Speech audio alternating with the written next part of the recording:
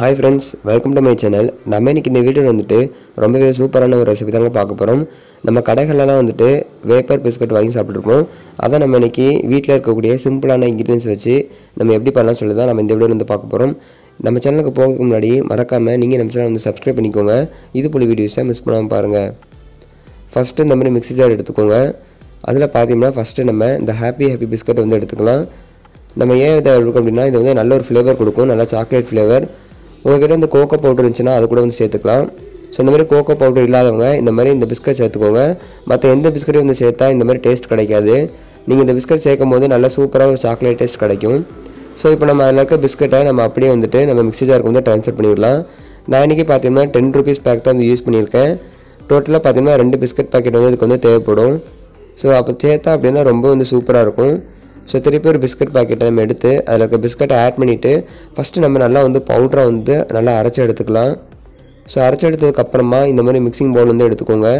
So அதில் வந்துட்டு நம்ம ஃபில்டர் வச்சுட்டு நம்ம நல்லா பவுடர் பண்ணி வச்சுருக்க அந்த பிஸ்கட் பவுடரை ஆட் பண்ணிவிட்டு நம்ம நல்லா பார்த்திங்கன்னா செழிச்சு வந்து எடுத்துக்க போகிறோம்.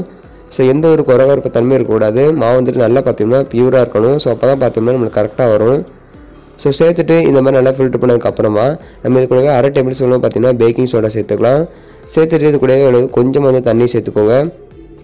ஜஸ்ட்டு இந்த பிஸ்கட் வந்துட்டு எந்த ஒரு கட்டியும் இல்லாமல் நல்லா வந்து கரைச்சி எடுத்துக்கோங்க. ஃபஸ்ட்டு ஒரு விஸ்கி இல்லை ஸ்பூன் வச்சு நம்ம கலந்து விட்டோம் அப்படின்னா அதில் இருக்க கட்டிகள் எல்லாமே நல்லா வந்து உடஞ்சி வந்துடும். ஸோ சேர்த்து நம்ம நல்லா வந்து மிக்ஸ் பண்ணி எடுத்துக்கலாம். இப்போ பார்த்தோம் அப்படின்னா எந்த ஒரு கட்டிகள் இல்லாமல் சூப்பராக வந்து மிக்ஸ் பண்ணி எடுத்தாச்சு. ஸோ இந்த மாதிரி மிக்ஸ் பண்ணதுக்கப்புறமா இது கூட பார்த்தீங்கன்னா அரைக்கப்பளவு நல்லா பவுடர் பண்ண சுகர் வந்து சேர்த்துக்கலாம். ஸோ சேர்த்துட்டு நல்லா வந்துட்டு மிக்ஸ் பண்ணிக்கோங்க. நம்ம ஒரு கப் அளவு பார்த்திங்கன்னா மைதா வந்து எடுக்க போகிறோம். ஸோ அதுக்கு பார்த்திங்கன்னா அரை கப் அளவு சுகர் வந்து கரெக்டாக இருக்கும். சேர்த்து மிக்ஸி ஜாரில் வந்துட்டு ஒரு தடவை நல்லா வந்து பவுட்ரு பண்ணிவிட்டு உடனே வந்து ஆட் பண்ணிக்கோங்க. ஆட் பண்ணிவிட்டு எந்த ஒரு தண்ணியுமே வந்து ஆட் பண்ண தேவையில்லை. இப்போ பார்த்திங்கன்னா நம்ம நல்லா வந்து மிக்ஸ் பண்ணியாச்சு பாருங்கள். சுகர் எல்லாமே நல்லா வந்து மெல்ட் ஆயிடுச்சு. அதுக்கப்புறமா நம்ம கூடவே ஒரு கப் அளவு பார்த்திங்கன்னா மைதா சேர்த்துக்கலாம். அதுக்கப்புறமா அரை டேபிள் ஸ்பூன் பார்த்திங்கன்னா வெனிலா எசன்ஸ் வந்து சேர்த்துக்கலாம். ஸோ உங்கள்கிட்ட இருந்தால் வந்து சேர்த்துக்கோங்க, இல்லை அப்படின்னா இது வந்து ஆப்ஷனல் தான். ஸோ நம்ம சேர்த்து செய்யும் போது ரொம்பவே வந்து நல்லா சூப்பராக இருக்கும். ஸோ சேர்த்து ஒரு தடவை நல்லா வந்து கலந்து விட்டுக்கோங்க. ஸோ லைட்டாக வந்து கலந்து விட்டதுக்கப்புறமா நம்ம இதில் வந்து பார்த்திங்க அப்படின்னா பால் ஆட் பண்ணி நல்லா மிக்ஸ் பண்ண போகிறோம். ஸோ இதுக்கு பார்த்திங்கன்னா அரை கப் அளவு பால் வந்து தேவைப்படும். ஸோ பால் சேர்க்கும் போது நல்ல ஒரு ஃப்ளேவர் கொடுக்கும். ஸோ ஒருவேளை பால் இல்லை அப்படின்னா நீங்கள் இதுக்கு பதிலாக பால் பவுடர் சேர்த்துட்டு நம்ம தண்ணி வச்சு கூட நம்ம வந்து மிக்ஸ் பண்ணிக்கலாம். ஸோ சேர்த்துட்டு நல்லா வந்து மிக்ஸ் பண்ணிக்கோங்க. நம்ம காய்ச்சி ஆற வச்ச பால் தான் பார்த்திங்கன்னா யூஸ் பண்ணியிருக்கோம். ஸோ சேர்த்து பார்த்தீங்கன்னா இந்த மாதிரி மிக்ஸ் பண்ணி எடுத்துக்கணும் பாருங்கள்.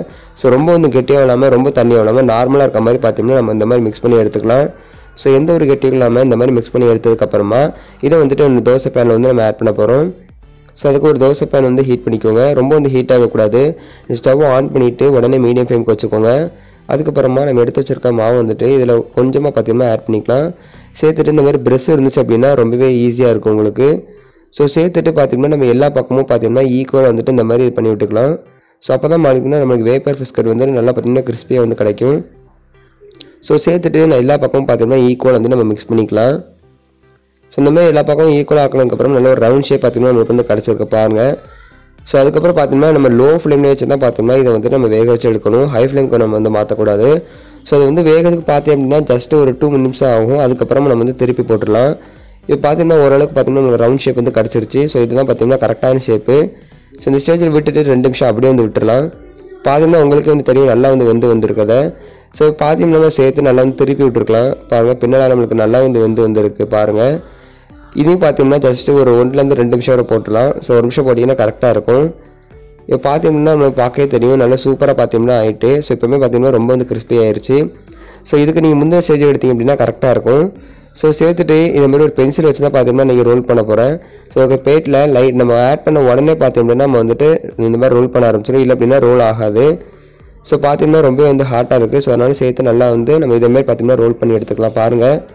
ஸோ ரோல் பண்ணதுக்கப்புறம் பார்த்தோம்னா நம்ம ஜஸ்ட் ஒரு 1 மணி நேரம் கழித்து பார்த்தோம்னா இந்த மாதிரி பார்த்திங்கன்னா கிறிஸ்பி ஆயிடும் பாருங்கள். உங்களுக்கு பார்க்கவே தெரியும். ஸோ அவ்வளோதான் ஃப்ரெண்ட்ஸ், இது வந்து ரொம்ப சிம்பிளான ரெசிபி. நீங்களும் இந்த ரெசிபி வந்து வீட்டில் ட்ரை பண்ணி பாருங்கள். ட்ரை பண்ணி பார்த்துட்டு உங்களுடைய எக்ஸ்பீரியன்ஸ் எப்படின்னு சொல்லிட்டு மறக்காமல் கமெண்ட் வந்து ஷேர் பண்ணுங்கள்.